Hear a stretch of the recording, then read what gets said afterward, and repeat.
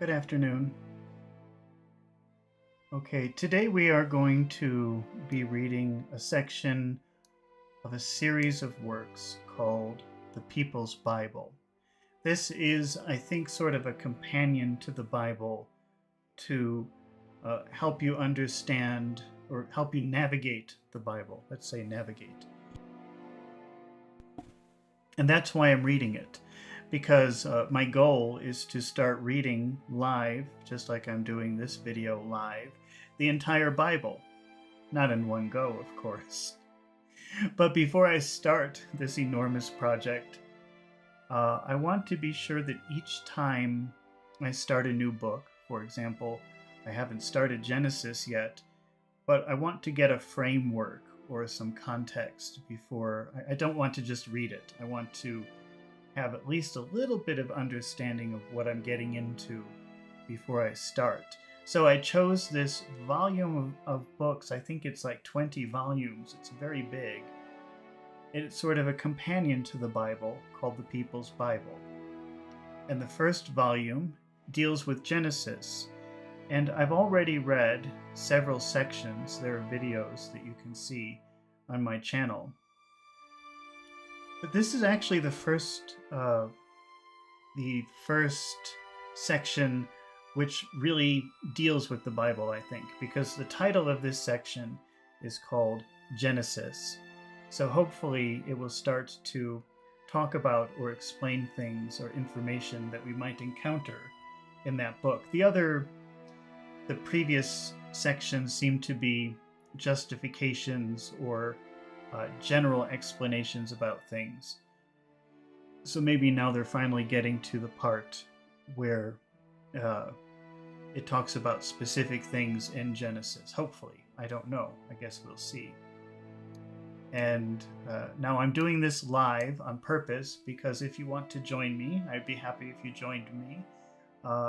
You can make comments, you can ask questions, ask me to reread things, or I also run an English channel where I teach English, so I'm very big on trying to understand words. So I will stop sometimes and say, what does that mean? I don't understand this. But also, if you don't understand something, ask. And maybe I don't know it either, and I'm just trying to read through it. I'll stop and I'll look it up, and we can take a look together. All right, so let's get started with this section of the book. This is volume 1 of the People's Bible by Joseph Parker, who I failed to mention. I think he was a very admired or very famous, theologian, preacher, minister over 100 years ago, somebody who was respected in some way in this capacity. So it's not just something that I picked up. I found something that I thought might be useful. Okay, let's start reading. Genesis. This is a book of beginnings.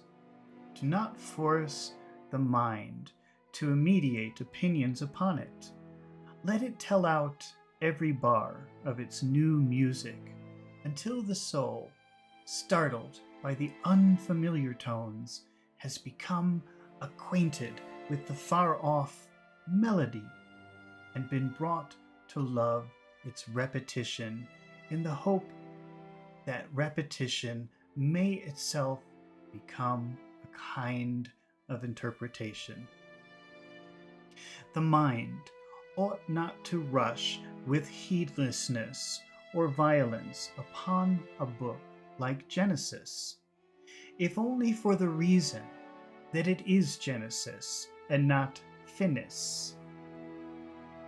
Nor is there any sound reasoning in the easy philosophy which says that the Hebrew language or the other Eastern speech is given to hyperbole, or such wealth of expression as is inconsistent with literal exactitude or arithmetical precision. What is exactitude? What is precision? In the expression of religious thought, is that the right language which rebukes imagination and makes a final standard of the alphabet, or is that the right language which contemns, I think that should be condemns, but it's spelled with a T. I just want to see if that really is a word. Contemns. I think it's a mistake. No, it's a real word. Treat or regard with contempt. Wow. Okay, which contemns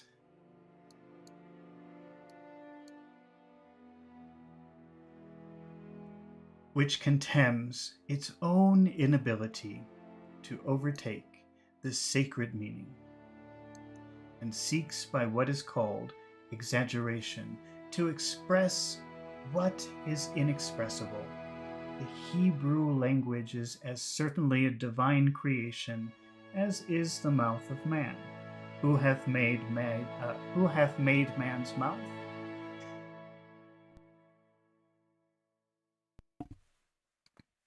In whatever degree, other and later languages may be indebted to the invention of grammarians, I cannot but find in the Hebrew tongue an instrument bearing special witness to the divine hand.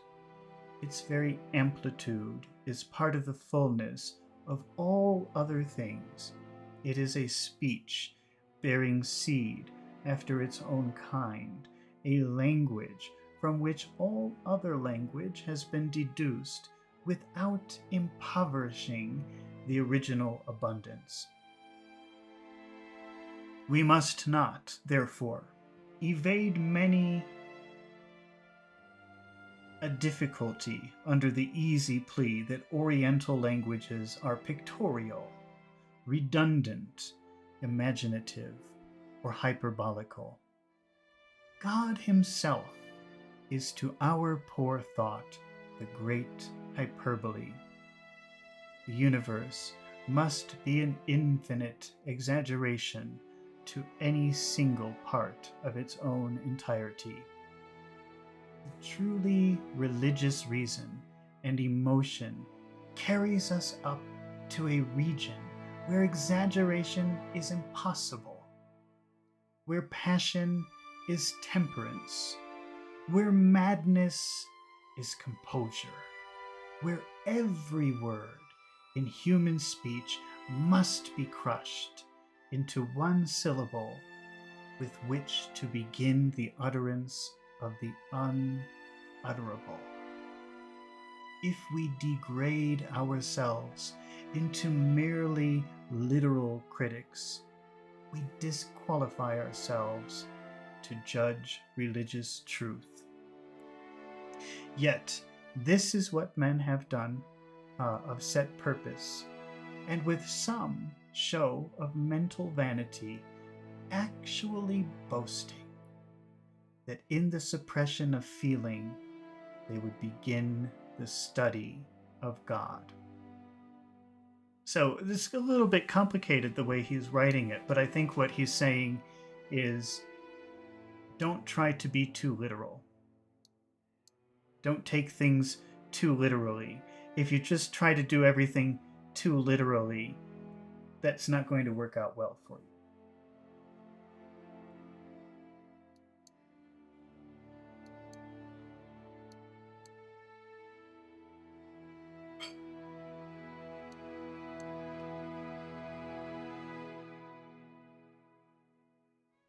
I'm just finding my spot. I lost my place.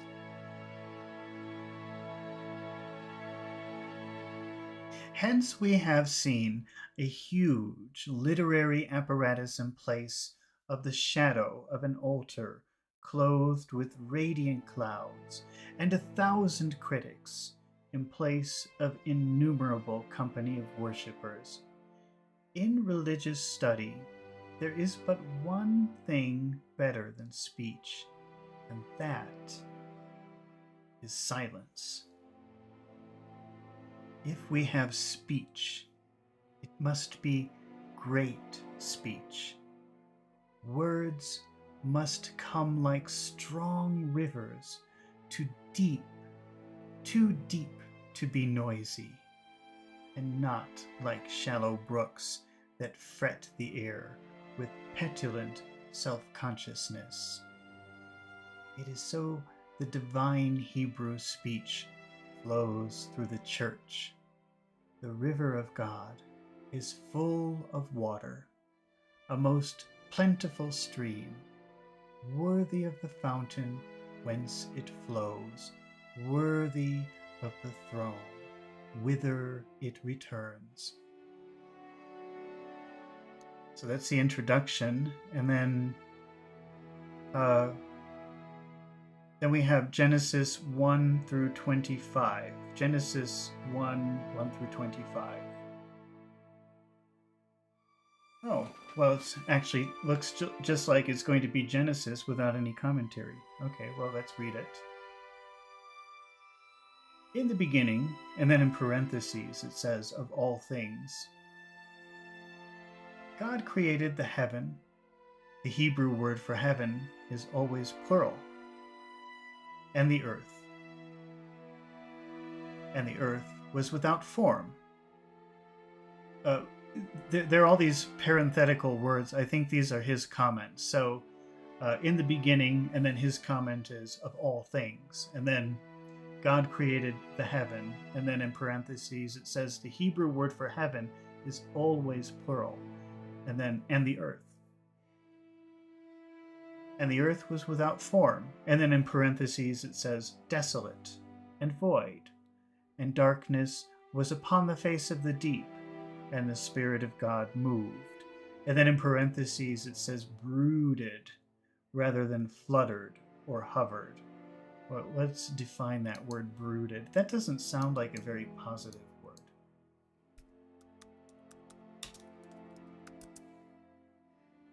Think deeply about something that makes one unhappy. Sit on something to hatch them, like eggs.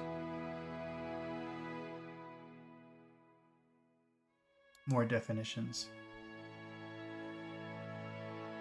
Hold within the body.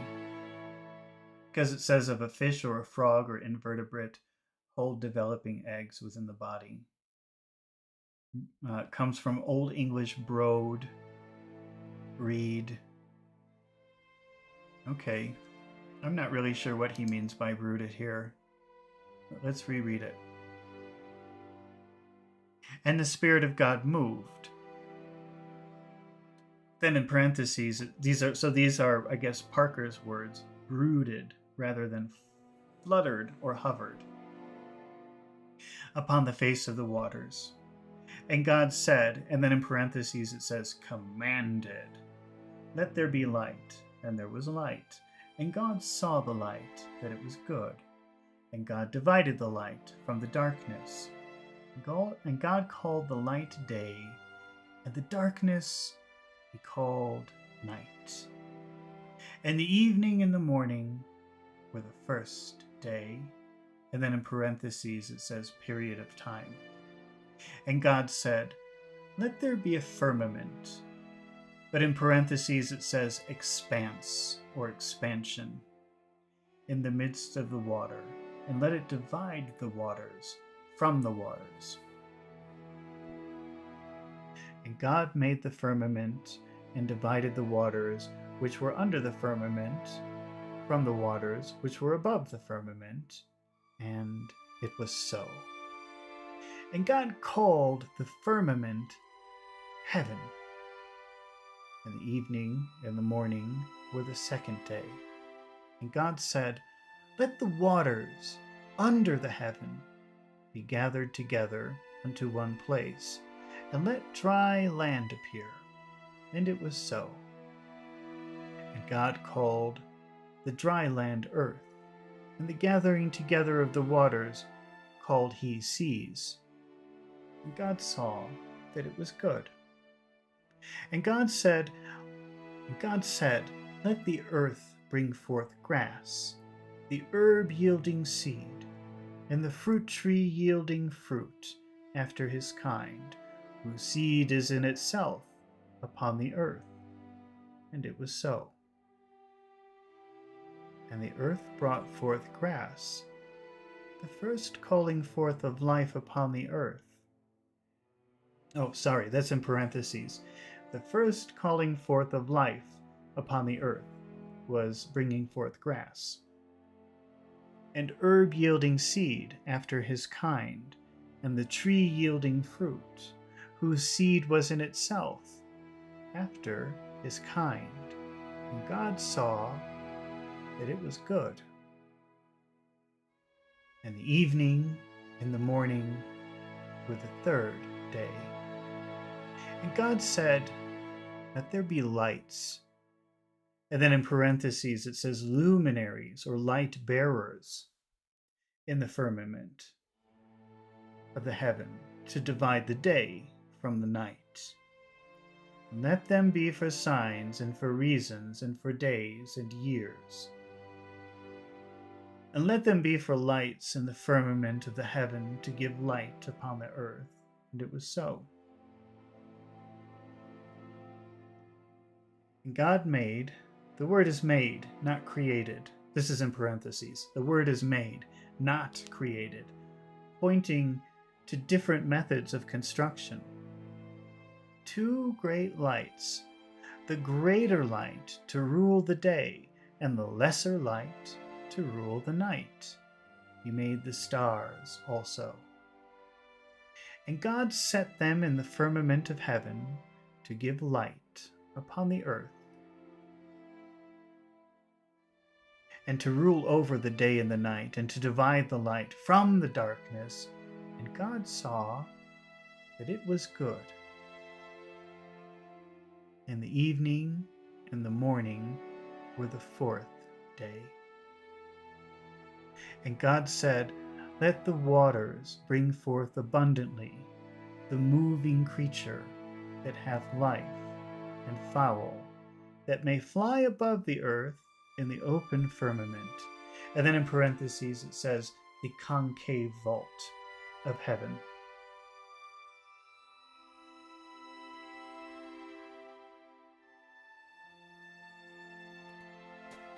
And God created the whales, and every living creature that moveth, which the waters brought forth abundantly after their kind, and every winged fowl after his kind.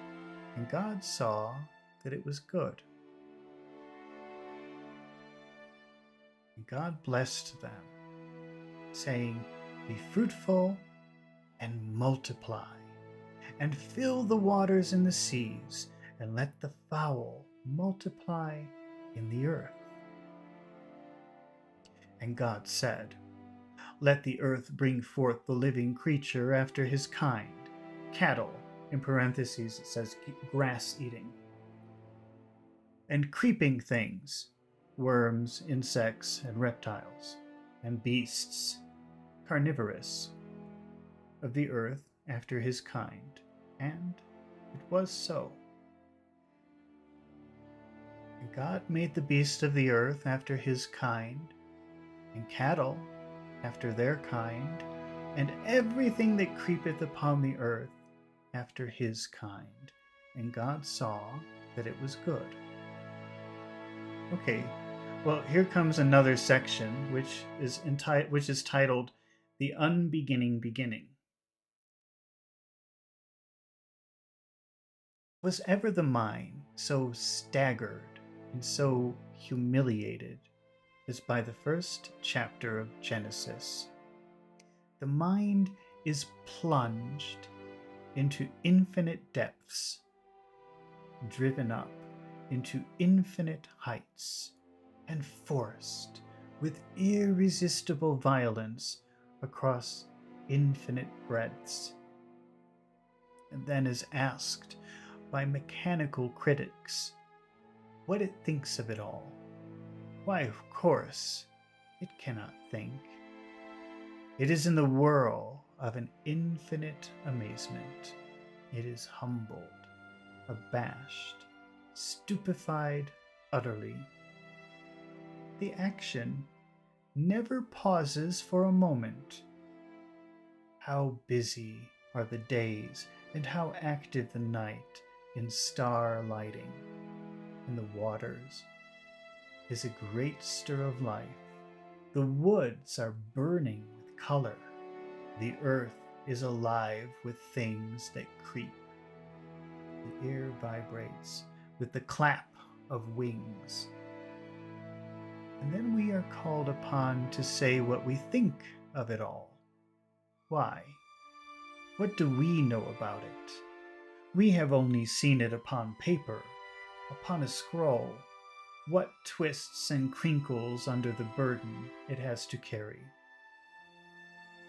and that writhes because of the torment of a secret it can never tell. What do we think of it all? First tell me, what have we seen of it all? Nothing. Who has seen the sun, been around him on every side, passed through his provinces, scaled his mountains, trembled in his solitudes? Who has acquainted himself with the stars, every one of them, great and small, the planets with their belts and rings, and the treasure hidden in their central caskets, the innumerable stars, unmeasured and immeasurable thoroughfares of glory, steeps of the worlds, ocean after ocean of constellations, away white as milk, figures as of lions and winged creatures, timid stars, timid because so small, burning stars, only kept from destroying us because of distance, stars that could swallow up our sun without adding a beam to their own splendor or a sprinkling of dust to their own magnitude. What do we think of them all, especially of those we have never seen? The starry kingdoms that glow beyond every horizon, that has dawned upon our dreams, every system, the center of some other system, their revolutions and eternity, their space and infinity. What, indeed, do we know about our own Earth? Nothing. Nothing worth naming. We have chipped the rocks here and there, and drawn diagrams, which we have sold to children, and paid carpenters for drawers to keep spars in. We have made maps of the world, which we are always readjusting and recoloring. We have called common things by uncommon names. But who knows anything about the Earth?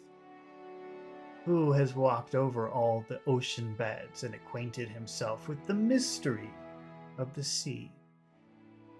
Who has stood a yard from the shore of his own little world and watched the tiny boat voyaging over the sea of space?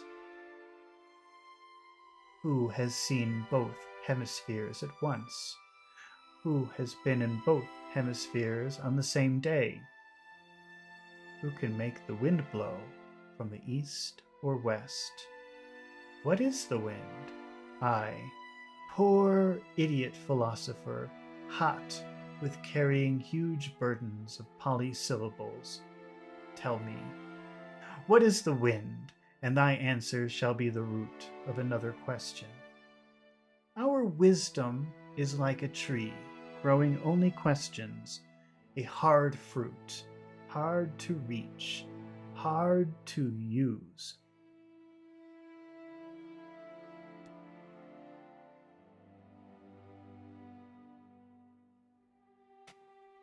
A marvelous harmony, too, there is in the statement of cause. No guessing or supposing or humble suggestion. On the contrary, a definite and thrilling asseveration. Okay, let's look up that word, asseveration.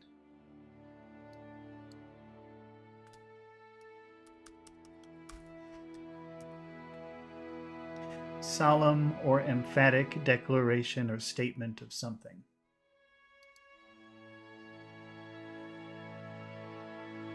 A definite and thrilling asseveration. Hear it. God created. And God said. And God saw. And God called. And God made. And God set. God blessed. God. That is the cause. Personality, mind, purpose, government. These are the ideas which the bold writers puts before everything and above everything. The mysteries of the creation are but shadows of the mystery of the Creator. How curious is the variety of mind. Some minds instantly fix upon the heavenly bodies and get credit for being astronomers. Others upon plants and flowers and get credit for being botanists. Others upon beasts and birds and get credit for being naturalists. All such minds are supposed to be very scientific and very able. But when another type of mind seizes upon the term God, the highest term of all, it is sneered at as theological. With a strong tinge of fanaticism, it seems to me that the theologian has undertaken the highest task of all, and that, compared with his work, all other work is child's play. But God is unknowable. So is nature. So is tomorrow. So is man. So is space. Or, if you will have it, let us say that in the degree in which nature is knowable, God is knowable. When science advances, religion goes along with it. Science builds the altar at which religion prays. If nature is great, God must, reasonably and analogously, be greater. If nature displays wisdom, God must be wiser. If nature indicates power, it indicates it in such a degree as to make God all-powerful. Thus, the first chapter of Genesis might have been written backwards. The heaven and the earth had a beginning. The earth was without form and void. Order came, and light, and night, and day, and great firmament, and all the host of life, and everything so good, so beautiful, so beneficent, as to be worthy of the name of God. The other method of statement is infinitely grander, and indeed infinitely simpler. As Christian reasoners we adopt it. As Christian worshippers, instead of the infantile statement, "Here is a picture," which must have had a painter, we name the artist and credit him with the picture. If we remove the term God from this chapter, we leave behind a mystery of darkness. When we reinsert the term God, we import the nobler mystery of light. In a very plain sense, there is, so far as the visible creation is concerned, less mystery with a creator than without one. Here then is the Christian standpoint, and here the Christian resting ground. God, the mighty and holy maker of all things, if the things themselves were not here, we might have some difficulty about God. But these things embody him, represent him, make him, in some degree, manifest to our naked eyes. We must not be afraid, or ashamed even, of true deism. It is irrational, not merely sentimental, to poetize the moon and ignore the sun which she modestly reflects. What is God to us? Or do we live and move and have our being in him? Do not let us trouble the mind with vain endeavors to define God. On the contrary, let us guard the mind against what may too narrowly be described as intelligent conceptions of God. For thereby we may not lift up our intelligence to God, but drag down God to our intelligence, and so become our own idolaters.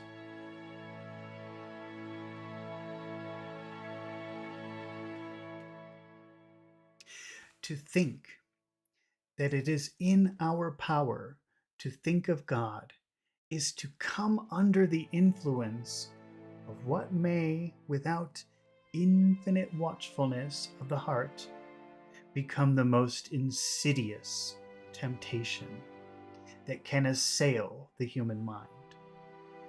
The most intelligent conception of God would seem to me to be that God cannot be intellectually conceived. We feel after him. He is recognized by the heart. Whenever he comes within the lines of reason, it is by a condescension so complete as almost of necessity to mislead reason, as if the dewdrop should suppose it holds the sun which it only reflects. We bow down before God. We cannot see God and live. God is great, and we know him not. A wonderful thing it was for any mind, supposing it was to be but finite thought, to introduce the word God into human speech. If we could think ourselves out of our familiarities, back to beginnings, we should find it in the introduction of this word something like a miracle in language. Once uttered, once written, it is immediately recognized as the word which the ages have been waiting for. And the mind is apt to imagine that it always knew the word, and that the word is part and parcel of its own quality, kind of ingratitude not unknown even in strictly human education and intercourse. Yet, once suggested, we should say revealed, how strong are the commendations it brings with it. Truly, things do look as if they might have been brought about by a personal and sovereign mind. They are so wonderfully made, so balanced, so rounded, so interdependent, so huge, yet so safe, so small, yet each cared for and fed as if it were an only child, so long continued, too, age after age, that time has no more dial space to write figures upon that will tell you all the tale of duration. Yes. Now that someone has put into the mind the idea of God, we cannot get rid of it. The heavens declare the glory of God, and the firmament sheweth his handiwork.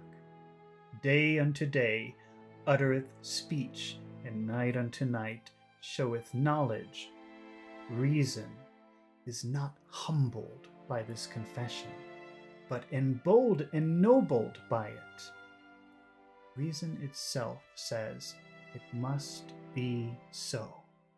Reason takes off its sandals and lays down its crook, saying, surely this is holy ground. Reason is a worshipper. Reason has seen space and inferred the infinite. Reason has seen duration and inferred the eternal. A voice has whispered into the ear of reason the mysterious word, God. And reason cannot silence the solemn music. The fool hath said in his heart, there is no God. But the world has not accepted the fool's speech. Crime has endeavored to upset law. Yet, is there infinite quietness in the order of creation? The heathen hath raged, and the people imagined a vain thing. Yet has their rage died like a wind, and their pride been broken as a potter's vessel? Here then we stand. We accept the idea. God. We did not create it. We have tried to destroy it. Yet there it is, a great light, solemn darkness, a temple of mystery, a deep where all our thoughts are drowned.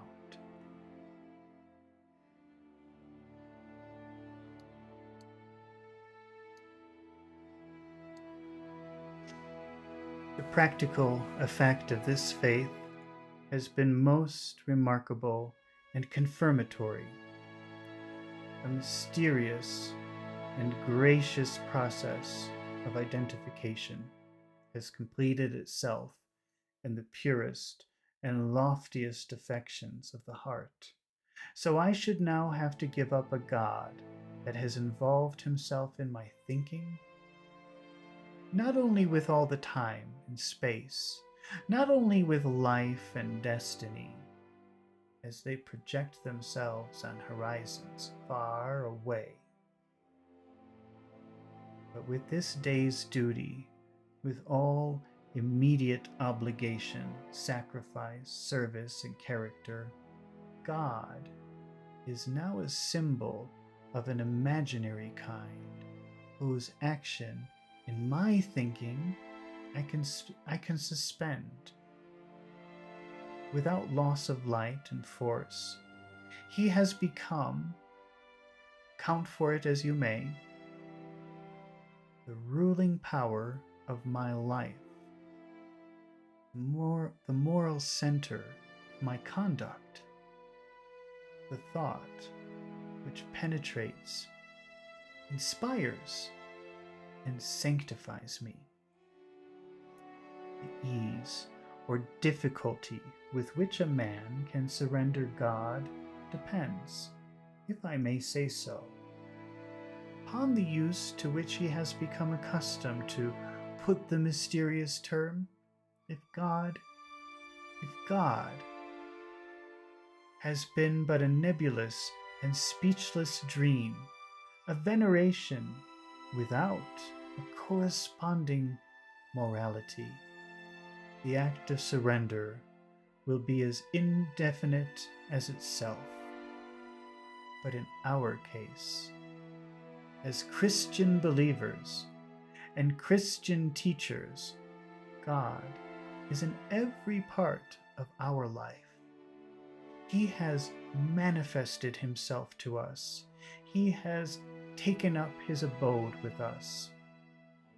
The Spirit of his Son is in our hearts, crying, Abba, Father.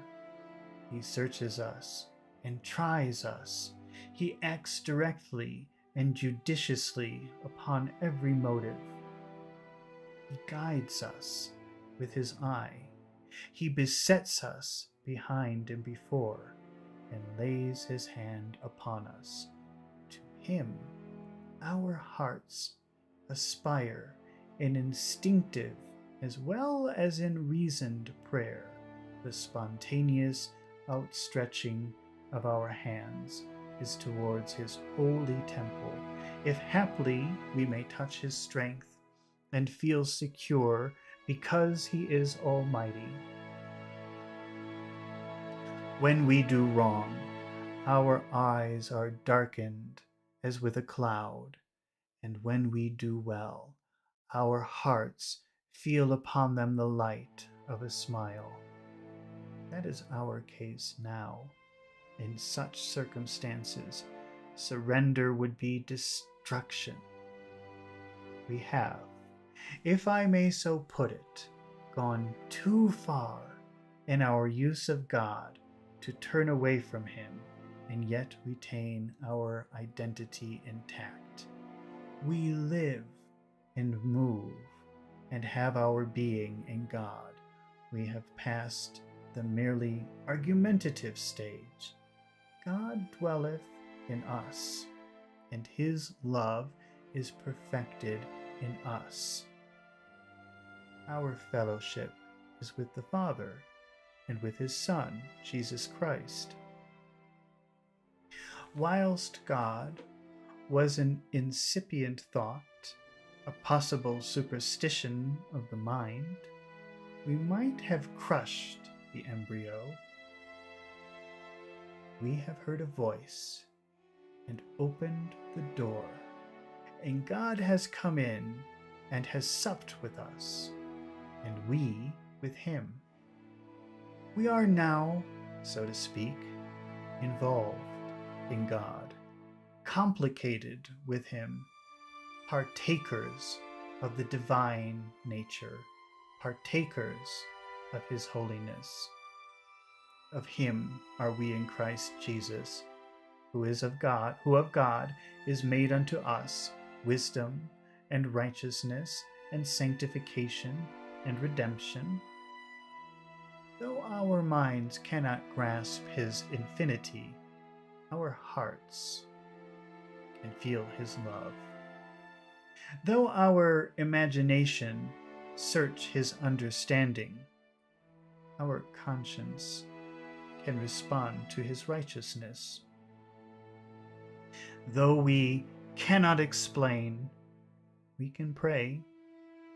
Thus, God has laid hold of our highest nature, though apparently our intellect stands in rebuke, abashed before him.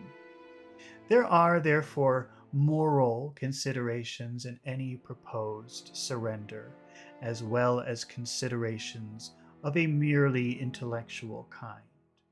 And whilst the intellectual considerations are on no account to be lowered in value and dignity, the considerations which turn towards conscience and character, which construct society upon a religious and therefore responsible basis, and insist upon making daily conduct itself into a kind of daily worship, can only, in my view, be relaxed at the peril of the very morality they aim to express.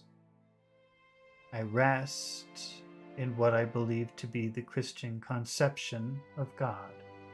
It fills and satisfies, it comforts and inspires my best nature. My reason bows before it, my conscience accepts it, my heart is thankful for it, my whole soul grows towards strength and completeness under its hallowing benediction. I feel that it must be right, because it enables me to pity sin, to be kind to the unthankful and the evil, to find in every man a brother, and to bow down with all the nations of the world, saying, Our Father, which art in heaven. Yes, now I look at things.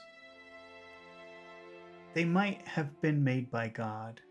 They are vast enough, splendid enough, and harmonious enough.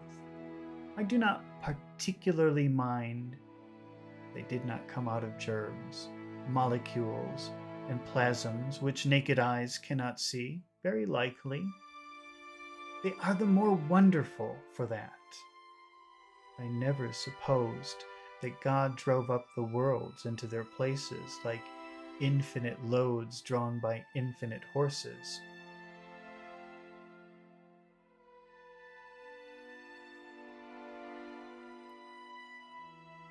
Germs is quite notion enough for me.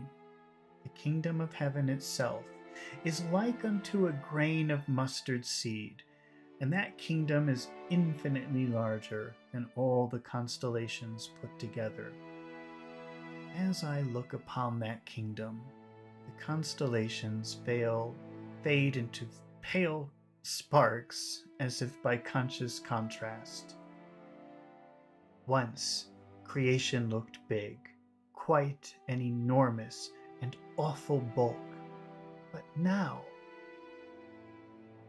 that I have seen him, by whom, for whom, and through whom it was made, the stars are but pinpoints, and the great circle but a dim shadow, because of the glorious majesty of his Godhead. Matter lessens as thought enlarges. And so along this line we find the comforting truth that death is by reason of increasing life swallowed up in victory. This would seem to be the evolution through which the Bible thought itself has passed. David considered the heavens, the moon, and the stars, and wondered that God should make an account of the Son of Man. Peter, a man in every way likely to be impressed by bulk and force and radiance, having been with Jesus and learned of him, having seen the white flame on Tabor, which Saul afterwards saw at the gate of Damascus, looked upon the infinite pomp, and predicted the noise of its departure and the smoke of its dissolution. This marvelous development of what may be called contempt for inferior things, how magnificent soever their exterior, is characteristic of the whole process of spiritual growth, and is indeed a test of its progress and healthiness. A remarkable instance is found in the Apostle Paul, a mind so capacious and energetic could have glorified any sphere of human activity, yet gathering together all the privileges of ancestry, all the dignities of office, all the temptations of sense. He burned them all on the altar of the cross and counted their sacrifice a gain. So much depends on what may be called the uppermost principle of force in a man's nature. Where it is commercial, markets are universes, and prices are the only recognized poetry. Where it is love of physical science, the visible creation is the mind's ample heaven. Where it is patriotism, the country is the only sanctuary worth saving. Where it is theological, the universe is but a spark, all space is but a bubble. time has no measurable proportion to unbeginning and unending duration. The one absorbing and inspiring thought is God. Hence, the infinite raptures of Christian experience, hence, triumph over every pain which cruelty can inflict, hence, the shout of victory in the very presence of death. So, even thus, early in our studies of the Bible, even in this architectural and almost experimental Genesis, we come upon some of the ultimate truths of practical Christianity. Are we still impressed by bulk? Is the visible creation still so huge and important a thing? Is the eye still amazed by the pomp or of the nocturnal sky and the radiance of summer noondays?